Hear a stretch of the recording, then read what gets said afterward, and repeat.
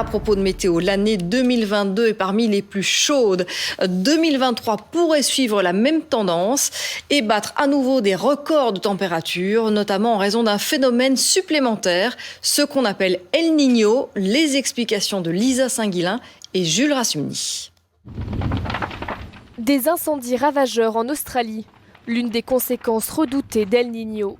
Pour bien comprendre, jetons un œil à ce schéma. Dans l'océan Pacifique, les vents balayent habituellement la région. À l'ouest, les eaux chaudes s'accumulent en surface. À l'est, les eaux froides remontent des profondeurs. Lors d'un phénomène El Niño, les vents sont plus faibles. Ils ne parviennent plus à pousser l'eau jusqu'à l'autre extrémité de l'océan. Il arrive même que la direction des vents s'inverse. Les eaux chaudes se déplacent alors vers l'Amérique. Résultat, la température globale de l'eau augmente et influence les conditions météorologiques.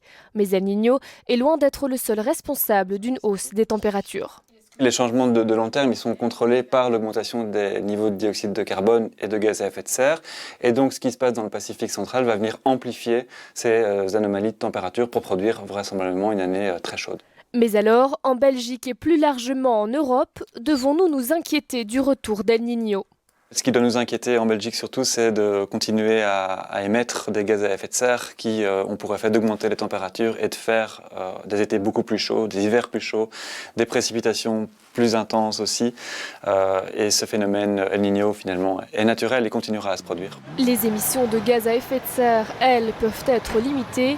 En Belgique, l'ambition est de les réduire de 47% d'ici 2030.